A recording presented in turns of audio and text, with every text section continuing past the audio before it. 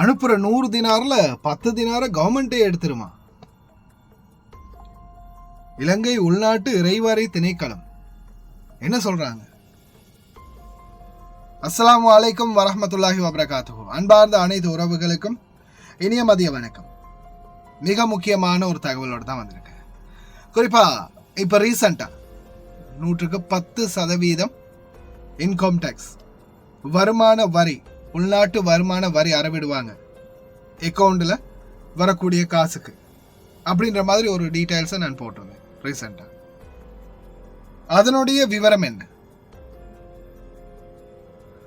நிறைய பேருக்கு பயங்கர டென்ஷன். அதுல இன்னொரு முக்கியமான விடயம் என்னன்னா, நிறைய பேருக்கு நான் பேங்க் மேனேஜர்மாருடைய நம்பர் கொடுத்துருந்தேன். அந்த பேங்க் மேனேஜர்மாருக்கு கால் பண்ணி நிறைய பேர் கேட்டுக்கிறீங்க, நாங்கள் காசு அனுப்புகிறோம். அதாவது நான் ஒரு வீடியோ அழகாக தெளிவாகவே தான் சொல்லியிருந்தேன். நீங்கள் டெபாசிட் பண்ணி வச்சிருக்கிற உங்களுடைய காசுல இருந்து, அதாவது ஃபிக்ஸட் டெபாசிட் பண்ணி வச்சிருக்கிற உங்களுடைய பணத்தில் இருந்து 10% உங்களுக்கு கிடைக்கக்கூடிய லாபம், அதாவது பச்சையாக சொல்லணும்னா வட்டி. இப்போ நீங்கள் அக்கௌண்ட்டில் ஃபிக்ஸட் டெபாசிட் போட்டு வச்சிருக்கீங்க, அதுக்கு என்ன கிடைக்கும்? வட்டி கிடைக்கும். அந்த வட்டி பணத்தில் உங்களுக்கு இப்போ சாதாரணமாக உதாரணத்துக்கு மாதத்துக்கு 30,000 வட்டி கிடைக்குது. நீங்கள் போட்டிருக்கீங்க ஒரு 10 லட்சம்னு வைங்களேன், அதுக்கு மாதம் 30,000 உங்களுக்கு வட்டி கிடைக்குது. அந்த வட்டி பணத்துலேருந்து இதுக்கு முன்னாடி உங்களுக்கு 5% டேக்ஸ் அறவிட்டுக்கிட்டு தான் இருந்தாங்க. சரியா? கிட்டத்தட்ட 2008ஆம் ஆண்டுல இருந்து இந்த லா இருக்குது. இது பார்த்தீங்கன்னா அறவிட்டுக்கிட்டு தான் இருந்தாங்க. 5% அறவிட்டுக்கிட்டு தான் இருந்தாங்க. அது இப்போ நிறைய பேருக்கு தெரியாது. இப்போ 10% சொன்னதோடு தான் நிறைய பேர் துடிக்கிறாங்க. இதுக்கு முன்னாடியும் 5% அறவிட்டுக்கிட்டே தான் இருந்தாங்க. அதுவும் காசு போயிட்டு தான் இருந்துச்சு. அப்போ உங்களுக்கு யாருக்குமே தெரியாது, அதை பற்றி யாருமே சொல்லலை, பேசலை. அதுதான் பிரச்சனை. இப்போ 10% அப்படின்னு சொன்ன உடனே நிறைய பேர் தடுமாற ஆரம்பிச்சிருக்கீங்க.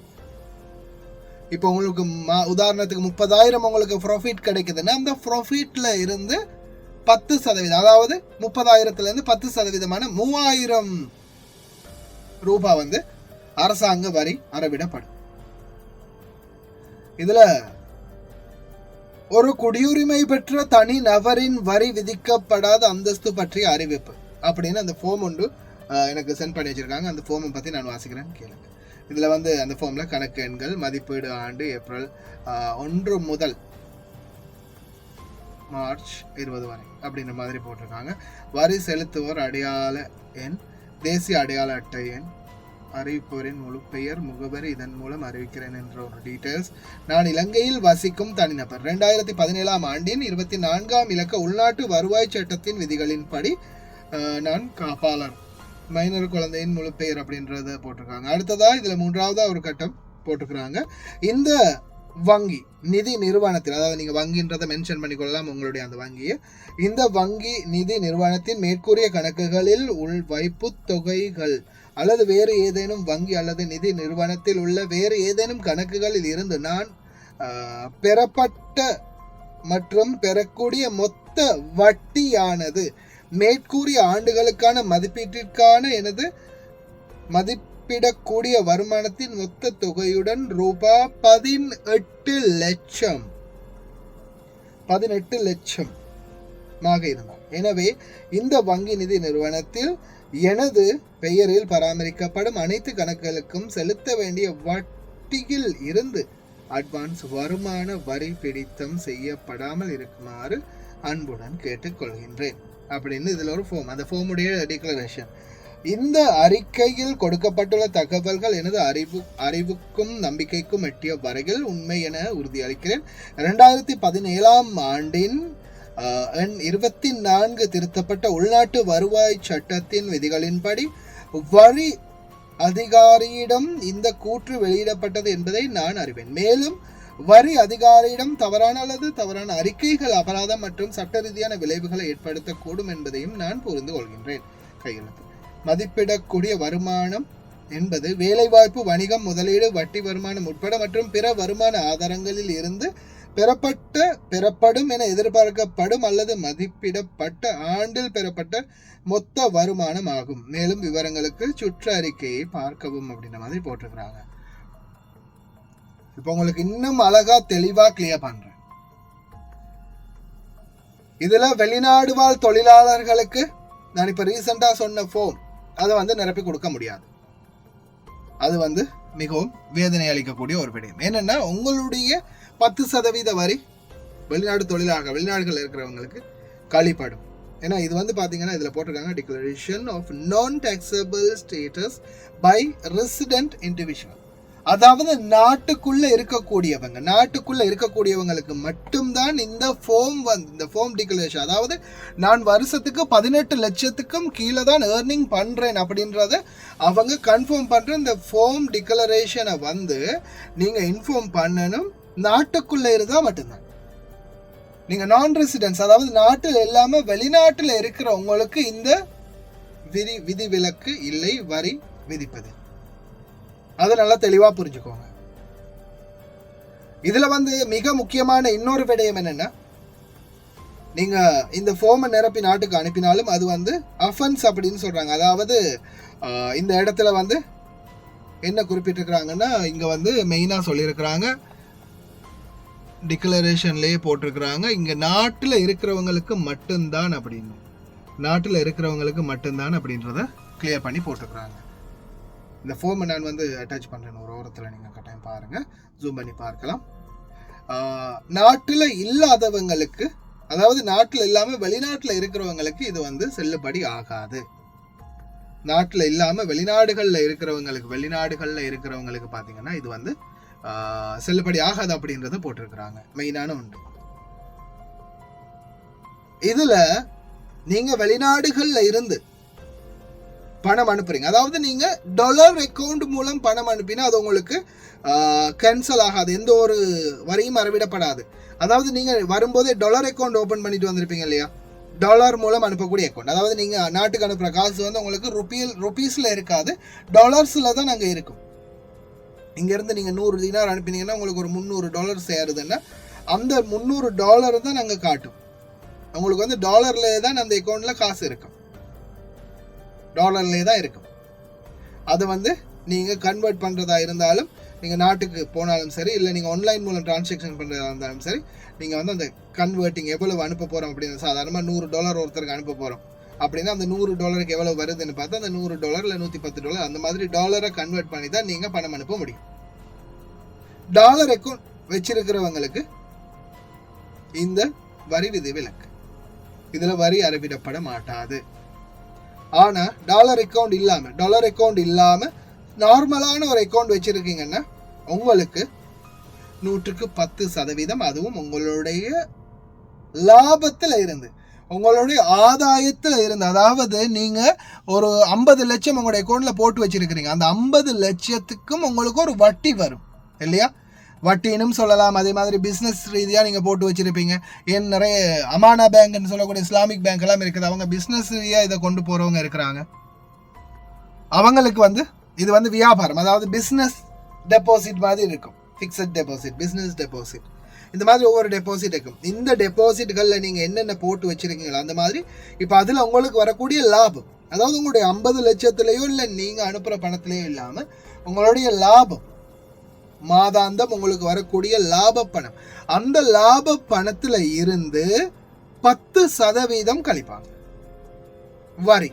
அதாவது இலங்கை உள்நாட்டு இறைவரி, ஸ்ரீலங்கா இன்லேண்ட் ரெவென்யூ டிபார்ட்மெண்டால இந்த 10% எடுப்பாங்க.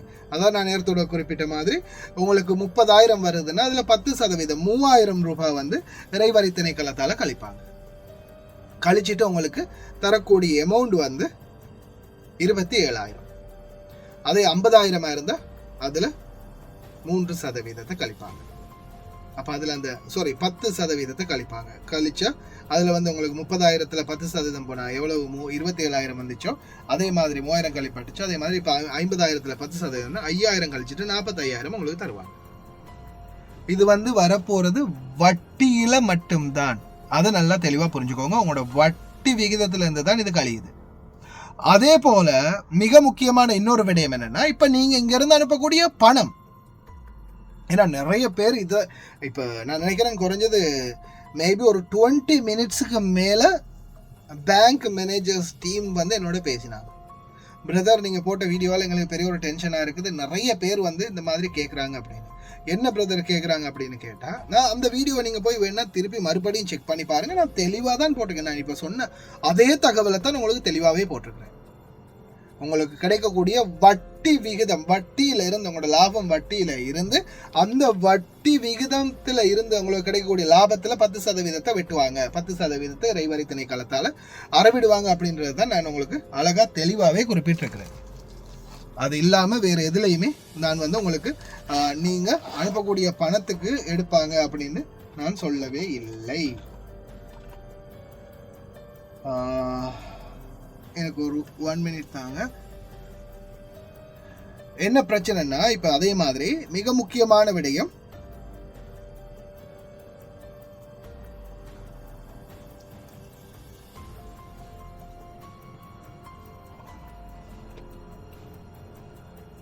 சாரி கொஞ்ச நேரம் டைம் எடுத்ததுக்கு. முக்கியமான விடயம் என்னன்னா, இப்போ இந்த விஷயத்தை விட்டுறலாம், இதெல்லாம் நான் உங்களுக்கு கிளியர் பண்ணிட்டேன்னு நினைக்கிறேன். சரியா? இனிமேல் நீங்கள் உங்களுடைய வெளிநாட்டு வருவாய், நீங்கள் இங்கேருந்து அனுப்பக்கூடிய உங்களுடைய ஃபிக்ஸட் டெபாசிட் சேமிப்பாக இருந்தாலும் சரி, இல்லை நீங்கள் ஆல்ரெடி நாட்டுக்கு வாரத்துக்கு முன்னாடி உங்களுடைய வீடு காணிகளை விற்று நீங்கள் காசு டெபாசிட் பண்ணி வச்சுருந்தாலும் சரி, உங்களுடைய டெபாசிட் பணத்துலேருந்து கிடைக்கக்கூடிய லாபத்தில் இருந்து உங்களுக்கு 110% வரி அறவிடப்படும்.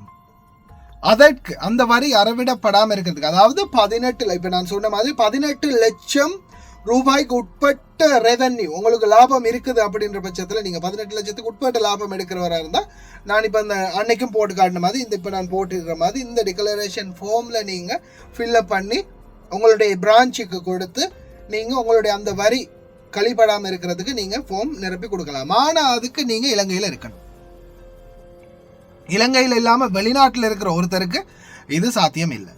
அதையும் கிளியர் பண்ணி சொல்லிட்டாங்க. நான் ரெசிடென்ஸுக்கு இது வந்து சாத்தியம் இல்லை. நாட்டில் இலங்கை பிரஜையாக நீங்கள் இலங்கைக்குள்ளே இருக்கிறீங்க, இலங்கை பிரஜையாக இருந்தாலும் நீங்கள் வெளிநாட்டில் இருக்கிறீங்கன்னா நீங்கள் நான் ரெசிடென்ட், அதாவது நீங்கள் நாட்டுக்குள்ளே இல்லை.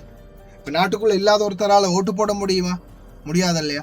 அதை மாதிரி தான் நீங்கள் நாட்டுக்குள்ளே இல்லாத ஒருத்தரால் இந்த ரெசிடென்ஸ் ஃபார்மில் வந்து கையெழுத்திட முடியாது, நீங்கள் நாட்டுக்குள்ளே இல்லாததால்.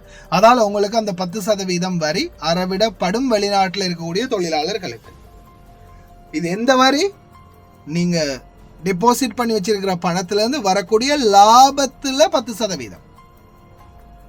இப்போ மெயினான மேட்ருக்கு வருவோம். நிறைய பேர் கால் பண்ணிக்கிட்டு இருக்காங்க, நாங்கள் இப்போ அனுப்புறதுல 10 கழிச்சா அப்போ 100 தினார் நாங்கள் அனுப்பினா அதில் 10 தினார் அரசாங்கம் டெக்ஸாக கழிச்சிட்டு 90 தினார் தான் எங்களுக்கு கொடுக்குமா? அப்போ நாம் அனுப்புகிற 100 தினாரில் 10 தினார் வரியாக கழிப்பற்றுமா அப்படின்னு கேட்டிருக்கிறாங்க. அப்படி சொல்லவே இல்லை. நான் நிறைய பேர் கேட்டிருக்காங்க, தெரியாத இடத்துல கேட்டிருக்கலாம். நீங்கள் இங்கிருந்து அனுப்பக்கூடிய பணத்துக்கு எந்த ஒரு வரியும் அறவிடப்படவில்லை. நீங்கள் அனுப்பக்கூடிய பணம் அப்படியே நாட்டுக்கு போய் சேரும்.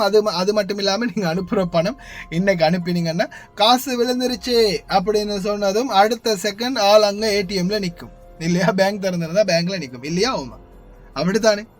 நாம் இங்கேருந்து பணத்தை போட்டுட்டு காசு போட்டுட்டேன் அப்படின்னு இங்கேருந்து கால் பண்ணி சொன்னதுமே அங்கே அடுத்த செகண்ட் நான் காசை எடுத்துட்டேன் அப்படின்னு மெசேஜ் வரும் நம்மளுக்கு இல்லையா? அவ்வளவுதான், சிம்பிள். காசை போட்ட உடனே காசை எடுத்துட்டோம் அப்படின்னு மெசேஜை போட்டுருவாங்க குடும்பம். அவ்வளவுதான். ஏன்னா அது அவங்க வந்து நம்மளுக்கு அவங்களுக்கு தேவை இருக்குது, யாரையுமே குறை சொல்லலை, அவங்களுக்கும் தேவை இருக்குது. ஸ்கூல் ஃபீஸ், அது இது சாப்பாடு, அந்த மாதிரி இருக்கிற தலைப்பு. மாதம் நம்ம போடக்கூடிய காசு வந்து நாட்டுக்கு போன அடுத்த செகண்டே அந்த காசு எடுபட்டுரும், யூஸ் ஆகிரும். நீங்கள் அனுப்புகிற காசுக்கு எந்த ஒரு ரூபா கூட, ஒரு சதம் கூட வரி அறவிடப்பட மாட்டாது. அதே இது நீங்கள் நாட்டில் ஃபிக்ஸட் டெபாசிட்டுக்கு இன்னைக்கு வரைக்கும் நீங்கள் காசு அனுப்பிக்கிட்டு இருந்தாலும் சரி, ஒருவேளை நாட்டில் ஃபிக்ஸட் டெபாசிட் போட்டு வச்சுட்டு வந்திருந்தாலும் சரி, அந்த டெபாசிட்டில் இருக்கிற பணத்துக்கு வரக்கூடிய லாபம், வட்டி, அதில் வரக்கூடிய அந்த வட்டி பணத்தில் 10% கழிப்பாங்க. அதை நீங்கள் கழிக்காம தவிர்க்கலாம். நாட்டுக்குள்ளே நீங்கள் இருந்து நாட்டுக்குள்ளே நீங்கள் 18 லட்சத்துக்கும் குறைவாக சம்பளம் எடுக்கக்கூடிய ஒருத்தராக அந்த ஃபார்மை கொடுத்து நீங்கள் அந்த வட்டி விகிதத்தில் கழிக்காமல் ஆக்கிக்கொள்ளலாம். நாட்டில் இருக்கிறவங்களுக்கு அது சாத்தியம், பாசிபிள். வெளிநாட்டில் இருக்கிறவங்களுக்கு அது சாத்தியம் இல்லை. வெளிநாட்டில் இருக்கும் வரைக்கும், நான் ரெசிடென்ஸாக இருக்கும் வரைக்கும் உங்களுடைய அந்த பணத்திலேருந்து, அதாவது உங்களுக்கு கிடைக்கக்கூடிய லாப பணம் 10,000, 20,000, 30,000 அது கிடைக்கிற அந்த லாப பணத்திலேருந்து 10% கழிச்சிருவாங்க. 10,000 வந்துச்சுன்னா 1000 கழிச்சிருவாங்க. 20,000 வந்துச்சுன்னா 2,000 கழிச்சிருவாங்க. 1 லட்சம் வந்துச்சுன்னா 10,000 கழிச்சிருவாங்க. 90,000 உங்களுக்கு கொடுப்பாங்க. அது வார லாபத்துல மட்டும்தான். நீங்க உங்களுக்கு கிடைக்கிற லாபத்துல 10% வரியா கட்ட போறீங்க. நீங்க போட்டு வச்சிருக்கிற டெபாசிட் பணமும் அப்படியே தான் இருக்கும். நீங்க இன்னும் போட போட அந்த பணமும் சேர்ந்துகிட்டே தான் வரும். ஆனா அதுல 10% லாபத்துல தான் கழியும். அதை தவிர்த்து நீங்க நாட்டுக்கு அனுப்பக்கூடிய பணத்துல 1% கழியாது. 100 தினார் போட்டீங்க, 100 தினாருக்கு உதாரணத்துக்கு 1000 ரூபா போகுது ஒரு தினார்னா, நீங்கள் 101.25 தினார் தானே, 101.25 தினார் போட்டால் 100 தினார் போகுது. 1000 ரூபாய்னா 1 லட்சம் நாட்டுக்கு போகுது. அப்போ அந்த 1 லட்சத்தில் நீங்கள் நாட்டுக்கு போடும்போது 10,000 கழிச்சிருவாங்களா அப்படின்னு யாரும் பயப்பட தேவையில்லை. அதெல்லாம் இல்லை. நீங்கள் போடுற 1 லட்சமும் 1 லட்சமாக நாட்டில் போய் சேரும். போன அடுத்த செகண்டே வீட்டிலேருந்து எடுத்து அதை செலவு பண்ணிடுவாங்க. அது சொல்லி முடிஞ்சது, அவ்வளோதான். முடிச்சு விட்டீங்க போங்க அப்படின்னு அடுத்த மாத சம்பளத்துக்காக இங்கேருந்து முக்கி உழைக்க வேண்டியதான். அவ்வளவுதான் மேட்டர். அதை தவிர்த்து வட்டி விகிதத்தில் கழிகிறதை தவிர்த்து உங்களுக்கு எந்த ஒரு கழிவும் இருக்காது. ஆனால் அதே நாட்டில் இருக்கிறவங்களா இருந்தீங்கன்னா, நாட்டில் இருக்கிறவங்களுக்கு இந்த ஃபார்மை காட்டி உங்களால் அந்த வட்டி விகிதத்திலிருந்து தப்பிக்கொள்ள முடியும். அதாவது 18 லட்சத்துக்கும் குறைவாக சம்பளம் எடுக்கிறவங்களா இருந்தால், 18 லட்சத்துக்கும் குறைவாக சம்பளம் எடுக்கிறவங்களுக்கு மட்டும் அவங்க இந்த ஃபார்மை காட்ட முடியும். அவங்க இந்த வரைக்கும் நான் 18 லட்சத்துக்கும் குறைவாக தான் எடுக்கிறேன் அப்படின்னு சொல்லி அவங்க அதை கிளியர் பண்ணிட்டு, அதாவது இதில் மென்ஷனே பண்ணியிருக்கிறாங்க 18 லட்சத்துக்கும் அதிகமாக சம்பளம் எடுக்கிறவங்களுக்கு தான் அப்படின்னு. அதனால் நான் 18 லட்சத்துக்கு குறைவாக தான் எடுக்கிறேன் அப்படின்றத அவங்க கிளியர் பண்ணிட்டு அதுக்கப்புறமா அவங்க அந்த வெட்டுப்படுற அந்த இதை காப்பாற்றி கொள்ளலாம். வெளிநாட்டில் இருந்தீங்கன்னா நிச்சயமாக அது கழிப்பாடும். உங்களுக்கு வார அந்த லாபத்தில் இருந்து, நீங்கள் டெபாசிட் பண்ணி வச்சுருக்கிற பணத்தில் லாபத்தில் இருந்து கழிப்பட்டு மிகுதி பணம் உங்களுடைய அக்கௌண்ட்டில் நீங்கள் என்ன மாதிரி போட்டு வச்சுருங்கன்னு தெரியல. ஒருவேளை அதே அக்கௌண்ட்டுக்கு தான் போகணும்னா அதே அக்கௌண்ட்டுக்கு போகும், இல்லை வேறு அக்கௌண்ட்டுனா வேறு அக்கௌண்ட்டுக்கு அந்த லாபம் போகும். 10% கழிப்பாட்டு. அதை நீங்கள் நாட்டுக்கு போன பிறகு நீங்கள் அதை திருப்பி அந்த லெட்டர் எழுதி கொடுத்து அதை கழிப்பறத்தை நிறுத்தி கொள்ளலாம். ஆனால் இது சம்மந்தமாக பேசுகிறாங்க நிறைய பேர். வெளிநாட்டில் உள்ளவங்களுக்கும் இந்த சான்ஸை எடுத்து கொடுங்க அப்படின்னு இப்போதைக்கு பேச்சுவார்த்தை நடக்குது.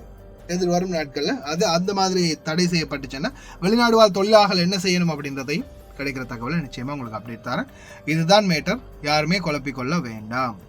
பேங்க் மேனேஜர் மாதிரி நம்பரை போடுறது கடைசியில் சூனியம் வச்ச மாதிரி போயிடுச்சு. அவங்களுக்கு ஒவ்வொருத்தராக கோல் அடிச்சு நாங்கள் இன்றைக்கி 100 தினார் போட்டால் அந்த அதில் 10 தினாரை வெட்டிடுவாங்களோ அப்படின்னு கேட்டிருக்காங்க. இவங்க ஒரு பக்கம் குழம்பிட்டாங்க. அதுக்கப்புறம் நான் வீடியோவே அனுப்பினேன். அவங்க பார்த்துட்டு ஓகே நீங்கள் கிளியராக தான் சொல்லியிருக்கீங்க, மக்களுக்கு கொஞ்சம் புரிந்துணர்வு இல்லாமல் போயிடுச்சு, மறுபடியும் தெளிவாக கிளியர் பண்ணுங்க அப்படின்னு சொன்னாங்க. தெளிவாக கிளியர் பண்ணியிருக்கு. ஓகே ஃப்ரெண்ட்ஸ், யாரும் குழம்பிக்க வேணாம். அவ்வளோதான் மேட்டர். முடிந்த வரைக்கும் இந்த வீடியோவை ஷேர் பண்ணுங்கள். நிறைய பேர் குழப்பத்தில் இருப்பாங்க. வெளிநாடு வாழ் தொழிலாளர்கள் அனைவருக்கும் இந்த வீடியோவை நிச்சயமாக ஷேர் பண்ணுங்கள். இன்னொரு நல்ல வீடியோவில் சந்திக்கலாம்.